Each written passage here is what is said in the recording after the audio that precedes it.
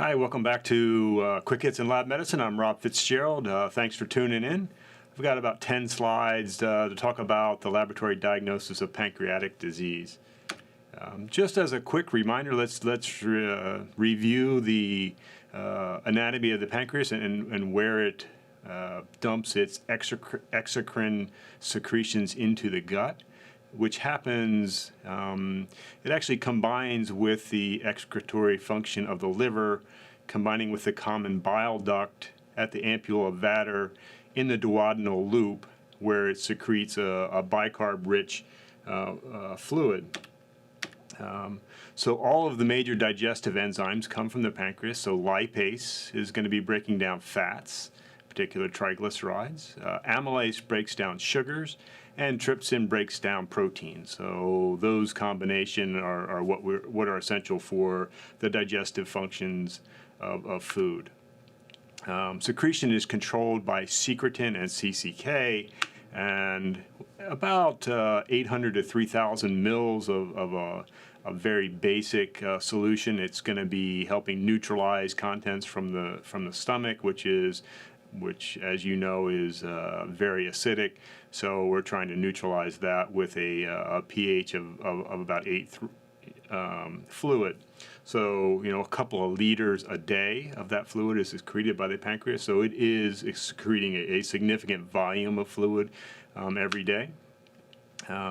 It also has really important endocrine functions that we'll talk about when we do the diabetes section. So today we're talking about the exocrine functions of the pancreas, and in acute pancreatitis there are certain complications that will be clinically that you'll be looking for clinically. So a pseudocyst, so you get a cyst around the pancreas, ascites fluid building up in that area due to the inflammation. Pleural effusions, so these would be going through the lymphatic systems.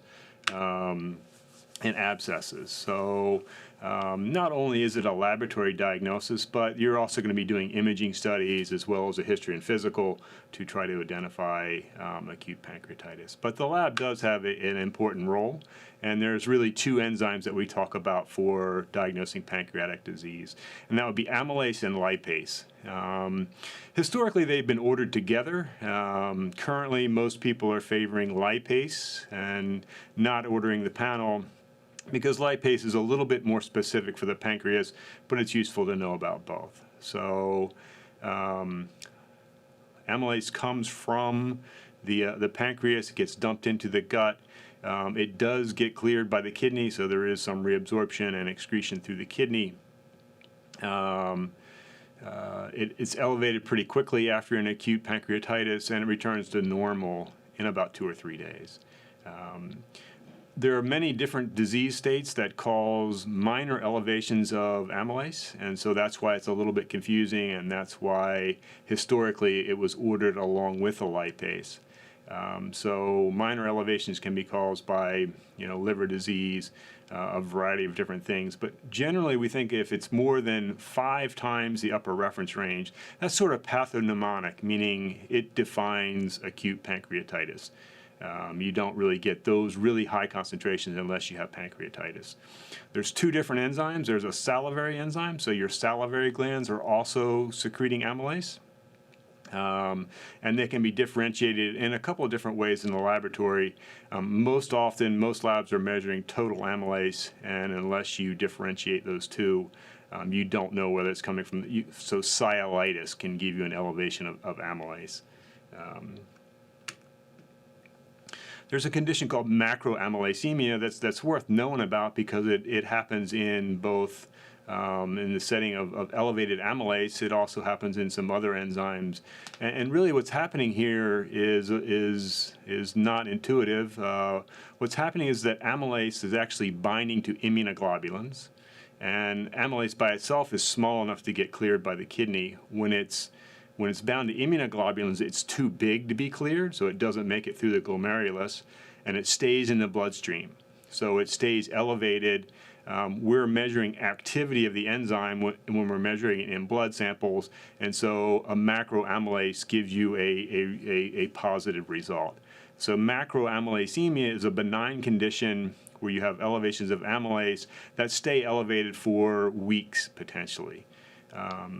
So it's complexing with either IgG or IgM.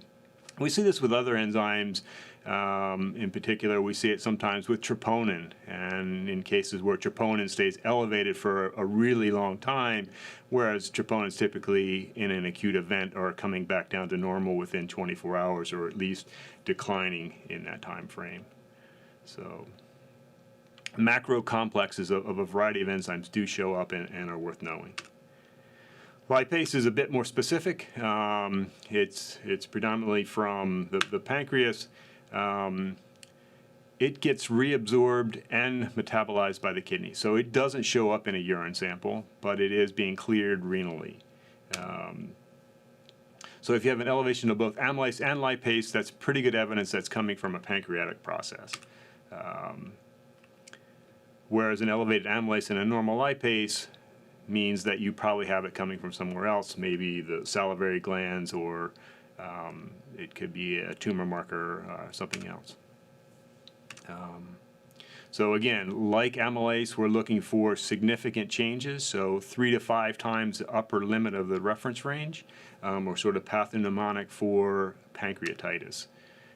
So where else do we see elevations? It's similar to amylase. So acute pancreatitis, that makes sense. That's why we're measuring it. Carcinoma of the pancreas can give you elevations. Alcoholic cirrhosis. Alcoholism is the most common cause of pancreatitis. And so the liver, if you got hepatitis, it's inflaming that area. It can also inflame the pancreas, and alcoholics develop pancreatitis. So azotemia, so that's where you have a buildup of non-protein nitrogenous substances. We talked about that in the renal section. Really, we're talking about urea. So if you have a big elevation of urea because you have renal failure, that can be toxic to the pancreas and cause inflammation. Trauma to adipose tissue, where you're mobilizing fats, you get an increase of lipase. Fat embolisms. If you put people on TPN, with lots of lipids, that also activates lipase, and so you're going to get an elevation of lipase in response to the hyperalimentation therapy. Some other biochemical markers that are commonly measured in acute pancreatitis, calcium, and a hypocalcemia in the setting of pancreatitis oftentimes goes along with hypertriglyceridemia, and all of those are sort of bad signs. Those are poor prognostic indicators of acute pancreatitis.